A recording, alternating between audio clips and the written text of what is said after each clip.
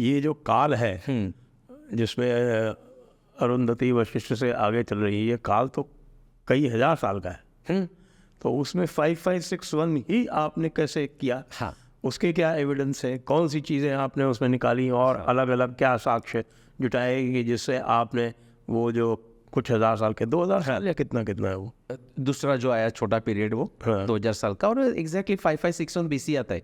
अभी तो मैं कह सकता हूँ कॉन्फिडेंस के साथ कि 5561 BC छोड़ के और कोई उत्तर आ ही नहीं सकता। ये मेरा open challenge to anyone anywhere in the world. लेकिन आपके प्रश्न का उत्तर देने के लिए अरुंधति वशिष्ठ से क्या हुआ, और उसका बहुत वैलिडेशन हो चुका है। लोग पूछते हैं कि कोई और किसी ने वैलिडेट किया क्या।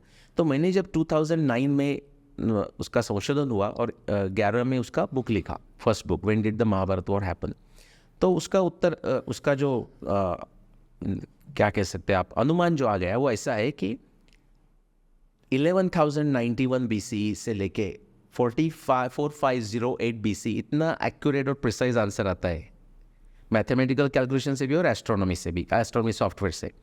तो ये समय में ही, यानी कि लास्ट 6500 ईयर्स में ऐसा हो नहीं रहा है, ये समय में ही पृथ्वी से कोई ऊपर देखता था सप्तर्षि के तरफ, तो अरुंधति उनको वशिष्ठ के आगे ही चलती हुई दिखती थी।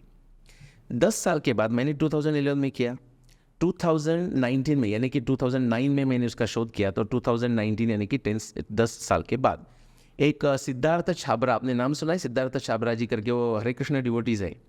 फिर उनको शायद अंदर ऑर्गेनाइजेशन से प्रेशर आया फिर उस पर बात नहीं करते हो, लेकिन मेरे साथ प्राइवेट करस्पॉन्डेंस उन्होंने किया। उनके मन में ये जिज्ञासा आ गई कि क्या ये नीलेश, उन्होंने 10 साल के बाद जो प्रिसाइज डेटा उपलब्ध है नासा से, जेट प्रोपल्शन लैब से, उसका उपयोग करके जो मेरा जो क्लेम है उसको वैलिडेट करने का प्रयत्न किया। और ऐसा नहीं कि वो मुझे पहचान, मैं अभी उनको मिला भी नहीं हूँ, वो ईमेल से करस्पॉन्डेंस है। तो उन्होंने जब किया तो क्या हुआ पता है, जो इतना जो डिस्टेंस था ना, इतना जो इंटरवल था, वो ऐसा इंटरवल हो गया। 6000 ईयर्स का था जब मैंने निकाला, वो 5000 ईयर्स का इंटरवल हो गया। उसमें एक छोटा डाइग्रेशन लेता हूँ लेकिन रेलिवेंट है। बहुत सारे जो महाभारत डेटिंग रिसर्चर्स है उनको निमित्त का अर्थ पता नहीं, निमित्त का रॉन्ग ट्रांसलेशन करके वो बैठते हैं कि बैड ओमेन, ऐसा उसका अर्थ है ही नहीं। फर्स्ट थिंग तो वो ओमेन नहीं है, ओमेन करके समझा जा सकता है लेकिन उसका अर्थ है साइन, और बैड तो है ही नहीं, क्योंकि अच्छे और बुरे ऐसे संस्कृत के शब्द है उसके लिए, निमित्त के लिए। और निमित्त का अर्थ क्या है वो ज्ञानेश्वर जी अपने ज्ञानेश्वरी में बताते हैं। जैसे कि हमारे एक सिंपल लोगों को समझने के लिए कि अभी तो आजकल दिखते नहीं वॉल पे, लेकिन घड़ी रहती थी ना, तो घड़ी तो चल रही है, वो नित्य चल रही है। लेकिन हमें कोई हमारा प्रोग्राम का प्रारंभ करना है, प्रोग्राम एंड करना है, कोई एरोप्लेन विमान लेना है, तो हम बोलते हैं हाँ मुझे 4:30 निकलना है। तो जब हम 4:30 निकलते हैं, कितना समय हो गया, तो पर्सन बोलेगा 4:10 हो गया, तो वो निमित्त हो गया, नित्य तो चल रहा है उसका निमित्त। सिमिलरली हमारे भारतीय संशोधन, भारतीय सिविलाइजेशन में, संस्कृत में ऐसा है कि इतिहास लिखते हुए एस्ट्रोनॉमीज टाइम, खगोल शास्त्र यही काल है, इसलिए ही व्यासदेव और वाल्मीकि जी ने उसके संदर्भ उसमें डाले हैं। तो सिद्धार्थ छाबरा जी ने इधर ला गया, इधर छोटा कर दिया। अभी मैंने जो तीसरा बुक लिखा भीष्म निर्वाण, उसका क्विकली आंसर देता हूँ। जो महाभारत लिखा था पहले, when did the Mahabharata war happen 2011 में, उसमें ही जो भीष्म निर्वाण में जो मुझे कहना है वो मैंने कह दिया था। मैंने 1.5 पेज में कह दिया था जो कुछ कहना, इतना पावरफुल एविडेंस है। और मेरा रॉन्ग कॉन्फिडेंस था रीडर्स में और एकेडमिक्स में और हमारे भारतीय इंडोलॉजी में स्टडी करने वाले प्रो इंडिक लोगों में कम से कम, कि इनको तो ये भीष्म निर्वाण का 1.5 पेज पढ़ के भी गूज़बम्स आ जाएंगे। उसको गूज़बम्स तो छोड़ो, उनको समझा ही नहीं, इतना पावरफुल एविडेंस है। अरुंधति वशिष्ठ से भी पावरफुल एविडेंस है। उसका टेक्निकल न जाके मैं बताता हूँ कि जो भीष्म जी 10वें दिन गिर गए, फिर वो शरशैया पे थे। और महाभारत एविडेंस इतना क्लियर है, 100 के आसपास के रेफरेंसेस है, पूरे भीष्म पर्वत से लेके अश्वमेध पर्वत तक के। वो रेफरेंस से पता चलता है कि भीष्माचार्य जो शरशैया पे लेटे हुए थे, वो कम से कम 95 डेज के लिए लेटे हुए थे। और उसके पहले 10 दिन युद्ध का प्रारंभ हुआ है, और युद्ध मार्गशीर्ष महीने में हुआ।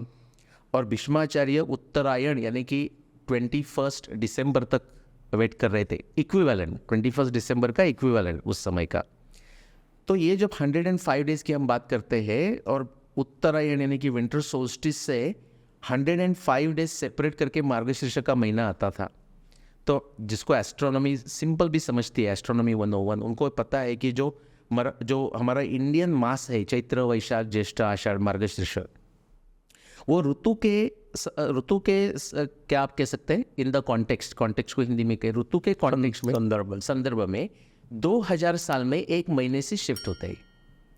तो अभी मार्गशीर्ष महीना अभी तो दिसंबर में ही आता है, इसलिए हम दिसंबर में गीता जयंती का सेलिब्रेशन करते हैं, उत्सव करते हैं। तो उधर से हमें 4 महीने का शिफ्ट करना है, और 2000 महीने का जरूरत, 2000 साल का जरूरत रहता है एक महीने का शिफ्ट। तो 4 महीने का शिफ्ट यानी कि 8000 साल पहले हो गए। ये तो लोगों को समझने के लिए आप लेकिन प्रिसाइज नंबर कह सकते हैं, जैसे कि मैं आपको प्रिसाइज नंबर कहूँगा। ये भीष्म निर्माण से ऐसा उत्तर आता है कि महाभारत युद्ध जो हुआ ना, वो 6722 BC के पहले नहीं हुआ, और 5125 BC के बाद में नहीं हुआ। ये 1600 ईयर का समय आता है, 6000, 5000, 1600 ईयर्स। और आपका लास्ट क्विकली आंसर, उसमें से 5561 कैसा निकाला? उसका सिंपल उत्तर ये है कि महाभारत में जो हमारे जो ग्रह है, मर्क्यूरी मीन्स क्या, बुध, शुक्र, मंगल, गुरु, शनि, राहु, केतु, सूर्य और चंद्र, इनके संदर्भ में 50 के आसपास के खगोलीय संदर्भ आते हैं।